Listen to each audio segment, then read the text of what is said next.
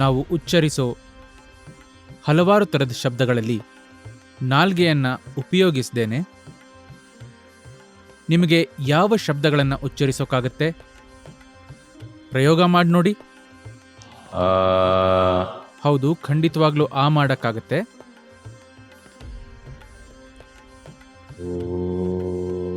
ಆಗತ್ತೆ.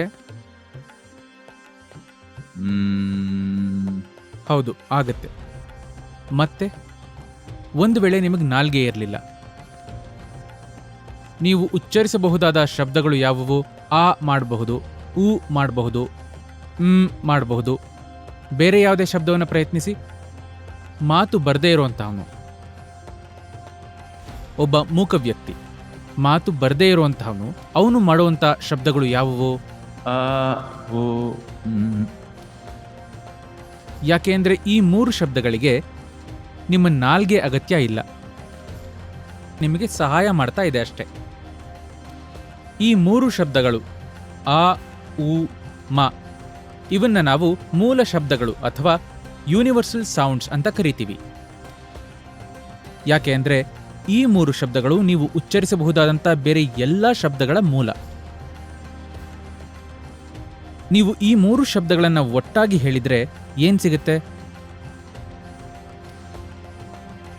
ಅಲ್ಲ, ಓ ಅಲ್ಲ.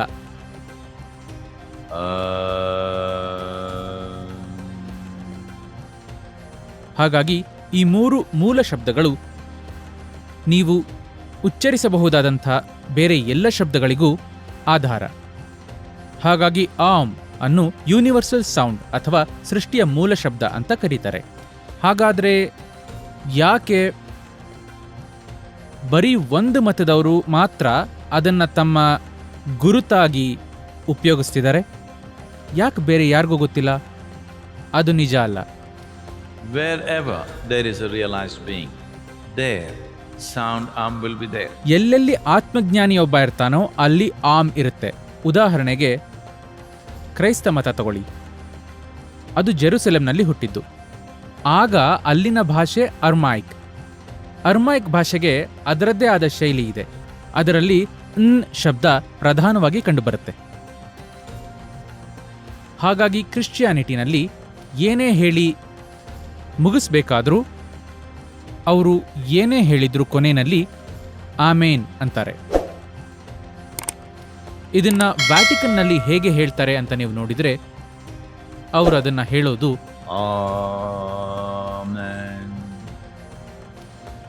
ಅದರಲ್ಲಿ ನ ಅಕ್ಷರವನ್ನ ತೆಗೆದು ಆಮೇನ್ ಹೇಳಿ.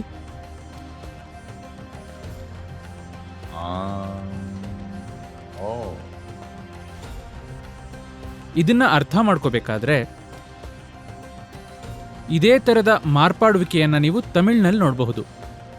ಈಗ ನೋಡಿ, ಉದಾಹರಣೆಗೆ ರಾಮ್. ನಿಮಗೆ ರಾಮ್ ಗೊತ್ತು ತಾನೆ? ಅಯೋಧ್ಯೆಯಲ್ಲಿ ಹುಟ್ಟಿದವನು. ನ ತೆಗೆದು ಅಮೀನ್ ಹೇಳಿ.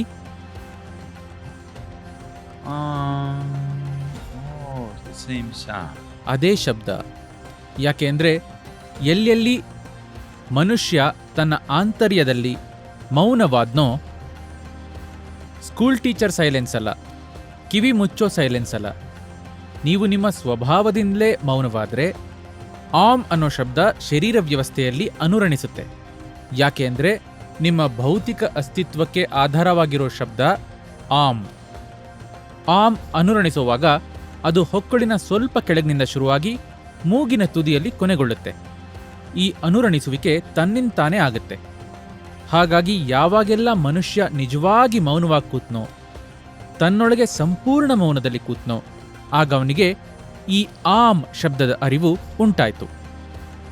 ಅವನದನ್ನು ಬೇರೆಯವರಿಗೆ ಕಲಿಸಿದಾಗ ಕಾಲಾಂತರದಲ್ಲಿ ಅದು ವಿರೂಪಗೊಳ್ತು ಭಾಷೆ ಮತ್ತು ಸಂಸ್ಕೃತಿಯ ಪ್ರಭಾವಗಳಿಂದ. ಭಾರತದಲ್ಲೂ ಕೂಡ ಆಮ್ ಓಂ ಆಗ್ಬಿಟ್ಟಿದೆ. ಅದು ಓಂ ಅಲ್ಲ. ನೀವು ಬಾಯಿ ತೆಗೆದು ಆ ಅನ್ನಿ, ನಿಧಾನವಾಗಿ ಬಾಯನ್ನ ಮುಚ್ಚಿ ಅದು ಉ ಆಗುತ್ತೆ, ಪೂರ್ತಿ ಮುಚ್ಚಿ ಅದು ಆಗುತ್ತೆ.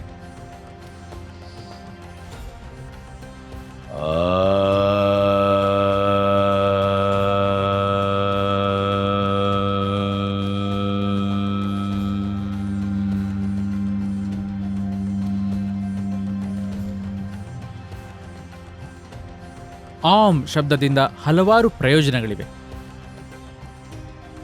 ಇವತ್ತು ಕೂಡ ಇಲ್ಲಿಗೆ ಯಾರಾದರೂ ಯಾವುದೇ ಮಾನಸಿಕ ತೊಂದರೆ ಇರೋರು ಬಂದರೆ ಮೊದಲನೇ ಪ್ರಿಸ್ಕ್ರಿಪ್ಷನ್ ಯಾವಾಗಲೂ ಆಮ್.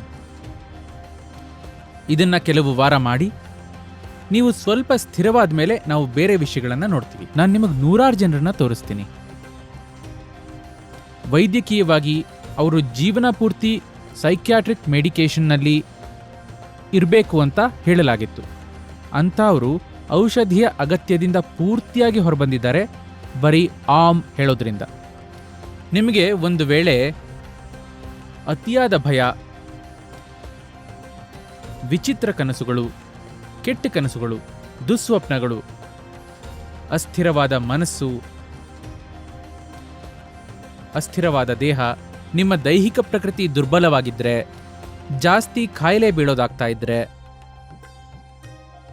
ಮುಖ್ಯವಾಗಿ ಮಕ್ಕಳು, ಅವರಿಗೆ ಏಕಾಗ್ರತೆಯ ತೊಂದರೆಗಳಿದ್ರೆ, ಪ್ರತಿದಿನ ಆಮ್ ಹೇಳೋದು ಕೆಲವು ನಿಮಿಷಗಳಿಗಷ್ಟೇ ತುಂಬಾ ದೊಡ್ಡ ಬದಲಾವಣೆಯನ್ನು ತರುತ್ತೆ. ನಿಮ್ಮ ಜೀವನದಲ್ಲಿ ದೃಢ ನಿಶ್ಚಯದಿಂದ ಪ್ರಯತ್ನಿಸಿದ್ರೂ ಏನೂ ಮಾಡೋದಿಕ್ಕಾಗದೇ ಇರುವಂತಹ ಸಮಸ್ಯೆಗಳು ನಿಮ್ಗಿದ್ರೆ, ಪ್ರತಿನಿತ್ಯದ ಆಮ್ ಉಚ್ಚಾರಣೆ ನಿಮ್ಮ ಜೀವನದಲ್ಲಿ ದೊಡ್ಡ ಪರಿವರ್ತನೆಯನ್ನು ಉಂಟು ಮಾಡುತ್ತೆ. 2 ವಾರಗಳೊಳಗೆ ನೀವು ಇರೋ ರೀತಿಯಲ್ಲಿ ಮಹತ್ತರವಾದ ಬದಲಾವಣೆಯನ್ನ ನೀವು ಗಮನಿಸಬಹುದು. ಯಾಕೆ ಅಂದ್ರೆ ಇದು ನಿಮ್ಮ ಭೌತಿಕ ಅಸ್ತಿತ್ವದ ಮೂಲ ಶಬ್ದ. ಲೇಟೆಸ್ಟ್ ಹಾಗೂ ಇಂಟ್ರೆಸ್ಟಿಂಗ್ ಸುದ್ದಿಗಳಿಗಾಗಿ ಬಾಸ್ ಟಿವಿ ಕನ್ನಡ ಚಾನೆಲ್ನ ಸಬ್ಸ್ಕ್ರೈಬ್ ಮಾಡಿ. ಹಾಗೆಯೇ ಬೆಲ್ ಐಕಾನ್ ಪ್ರೆಸ್ ಮಾಡಿ. ಇದರ ಜೊತೆಗೆ ಫೇಸ್ಬುಕ್, ಇನ್ಸ್ಟಾಗ್ರಾಮ್, ಎಕ್ಸ್ನಲ್ಲೂ ಮಿಸ್ ಮಾಡದೆ ಫಾಲೋ ಮಾಡಿ.